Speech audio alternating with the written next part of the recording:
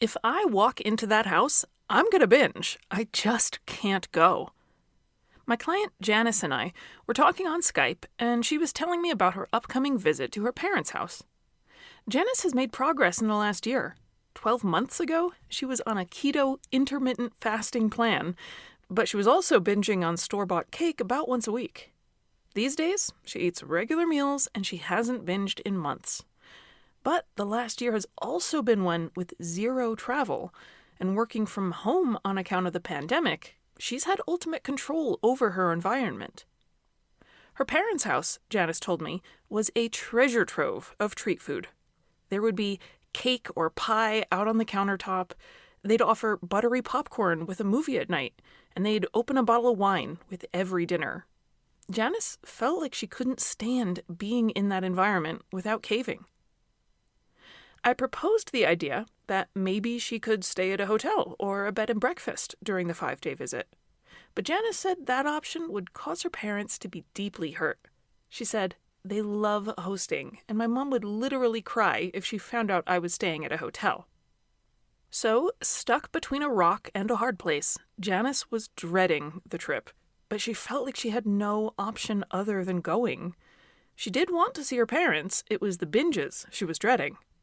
She could see herself standing in the kitchen in the dark, the light of the refrigerator revealing her working her way through baked goods, ice cream, potato chips. All her months without binging would go down the drain, she figured. And then, the strangest and least predictable thing happened. Janice got to her parents and discovered they no longer had baked goods out on the counter. Her dad's type 2 diabetes had begun to affect his eyesight last year, and that had motivated him to make some major switches. Now he had things like sugar-free popsicles and sugar-free Jell-O for desserts, since they didn't elevate his blood glucose. Janice's mom had never had much of a sweet tooth, and she still enjoyed her wine with dinner, but she didn't mind not keeping any sweets at home anymore. But it got stranger still. Janice told me it was like someone took over her body the first day she was there. She borrowed the car from her parents, drove to the store, and bought cupcakes, muffins, and other dessert foods from the bakery section. She then sat in the car and ate and ate and ate. She put her hands over her nose and mouth while telling me this, and her eyes got large, like she was equally baffled and horrified at her behavior. She said, "It was like I had already resigned that their home would screw me up and I'd binge. But when their home wasn't actually a threat, I screwed myself up." I comforted Janice, and in a matter of days, she was back to her normal baseline of eating at home. But there was a really important lesson for her in this. Both her and me, actually. And looking back, I missed something I should have made sure we talked about before she went on that trip. This is the Breaking Up with Binge Eating podcast, where every listen moves you one step closer to complete food freedom. Hosted by me, Georgie Fear, and my co-coach, Mary Claire Brescia. When Janice had first told me about the planned trip to her parents' house, it was in despair over the binges she said she knew would happen there. I heard her say that, but in my mind I thought, well, she doesn't have faith in herself, but I have faith in her. I bet she'll do better than she thinks. And I focused on reviewing the skills she had gained.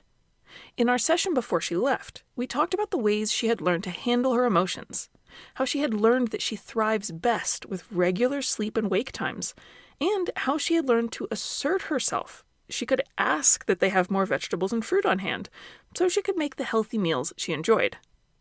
I encouraged her to remember, they're your parents and they love you. If you need to take an hour to yourself or you don't want to watch the movie that they're putting on, you can excuse yourself to have some quiet time and read.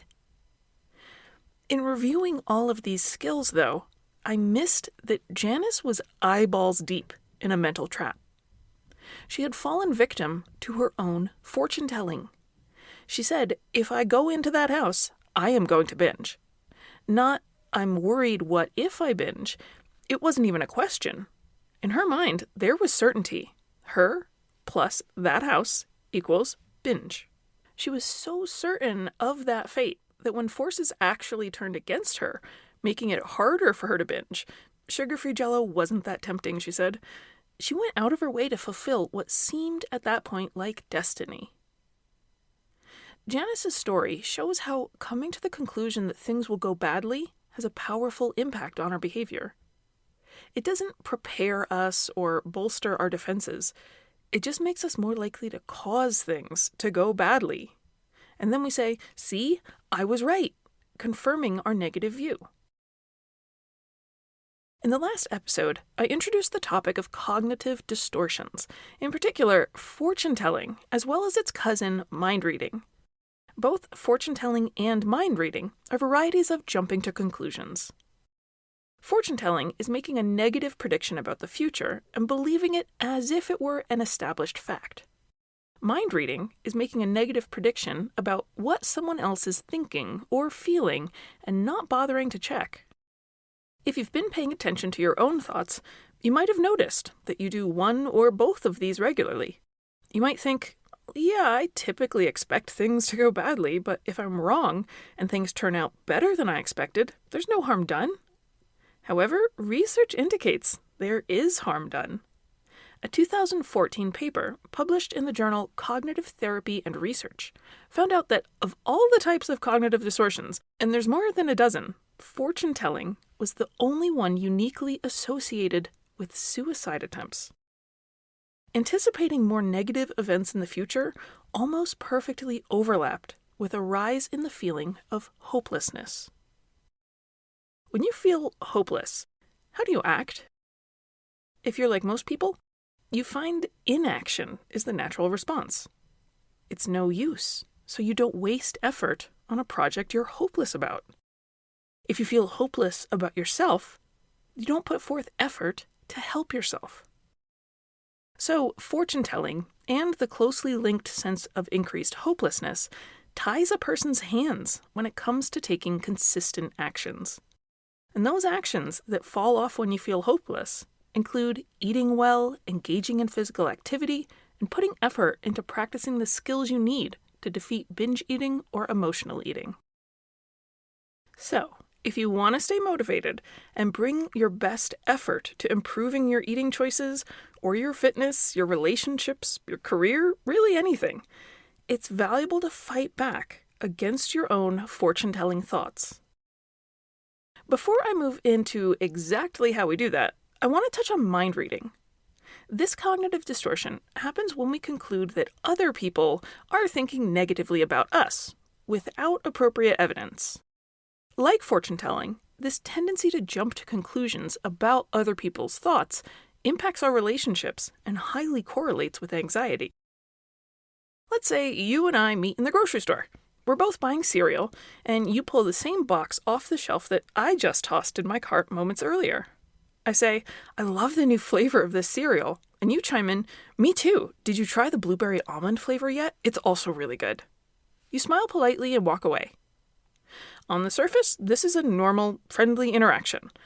But if I'm a habitual mind reader, I can actually be harmed psychologically by this innocent little chat. That person seemed in a hurry to get away from me. Was I too weird? Do I smell bad? God, why did I open my mouth at all? I always sound like a dummy. I glue my eyes to the floor, finish my shopping, and spend the rest of my trip feeling even more self-conscious than before. I'm such a weirdo. Why do I talk to people in the cereal aisle? And that was just an interaction with a stranger. Imagine how difficult your daily job would be if every time your boss asked you to edit something you think, "They can't wait to get rid of me and hire someone better." Or if every time you went out to eat you thought, "Everyone in this restaurant is noticing my acne and thinking I'm gross." How could you possibly enjoy being intimate with your partner if the whole time you're thinking, "God, they must be so grossed out by my body"? In short, mind reading is poison for relationships. It leads to us withdrawing, avoiding connection, feeling anxious and self-critical. And guess what? We aren't much fun to be around when we're like that. Now that we've established that fortune-telling and mind reading are actually harmful cognitive distortions, what do we do to retrain ourselves out of these patterns? First, recognizing it is half the battle.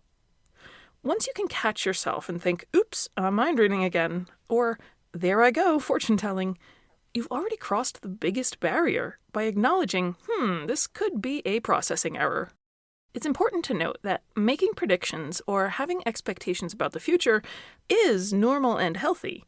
Where it becomes a problem is when we believe that the negative outcome is destined or already set in stone, or, to use one of my least favorite phrases, meant to be. When we firmly believe these negative forecasts, and then we don't consider all the other options, we are committing fortune-telling. It's also true that we can have a sense of someone's demeanor by their body language. We might be able to observe that someone's looking comfortable and relaxed, or that they seem sad and distressed. But these indicators don't tell you everything, and they aren't always genuine. Reading a person's body language does not tell you why the person is upset, or in a hurry, or seems distracted. The truth is, we cannot read the future, and we cannot read details of other people's thoughts. Yes, some things may be more probable than others, but there are almost always many, many possibilities, and it's best to stay open to them. Here's an example. As I step off my front porch, crunch, my ankle twists and I crumple in pain. There goes my whole summer, I think. I start to cry, not only for the pain, but because I have been planning hiking and biking trips with my friends, and all that just went up in smoke because now I'll be on crutches and in a cast for all the warm months. But did it all go up in smoke? All the info I have in this moment is that there's pain and I heard a crunch. I don't actually know if my foot or ankle is broken or sprained or if I just stepped on a branch and landed on it oddly. I'm putting myself through all sorts of misery, jumping to conclusions about what I'm losing out on months ahead of now, and I might be fine in a number of hours. You see how fortune-telling can lead to despair? A wise response to my own barrage of doomsday thinking would be, hang on, Georgie, we don't know what happened yet. Let me get inside, let me put some ice on it, and let's just see what happens over the next few minutes. Some things hurt really, really badly, but aren't actually severe injuries. It might be a sprain, or a strain, or maybe just a bruise.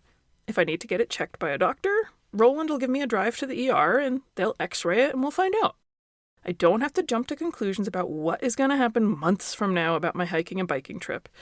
Let me just focus on tonight and get inside. I don't know what's happening yet. Let's say I'm at a job interview, and I notice one of the interviewers suddenly gets a stern look on his face as I'm talking. I must have said something foolish or that he didn't like, and so now I'm getting nervous. My fluid, easy manner is now rigid and scared because I'm second-guessing every word, not knowing what it was that I said wrong. My self-consciousness is making me perform worse in the interview. Maybe I'm going to lose out on this job because my nervousness gives the impression I'm easily agitated. When all along, the interviewer's stern look could have had nothing to do with me. Maybe he was trying to hold in a fart or resist picking his wedgie. It's mind-reading if I start concluding that a look must be a negative reaction to me and what I'm saying. Here's another example, perhaps one that hits closer to home. You start putting into place some of the exercises I recommend in this podcast. Everything goes well for a week, and then you have a slip. This always happens, you tell yourself. I always do well for a week, but that's the max I can ever stick to something. Starting tomorrow, I'll be really successful and good, but in 7 days, I know I'm going to do this all over again. This type of fortune-telling is sneaky, because we're using a past pattern to extrapolate what will happen in the future. It feels like we have data. That should make our conclusion a logical one, right? Wrong. It's wise to take into account a past pattern of activity.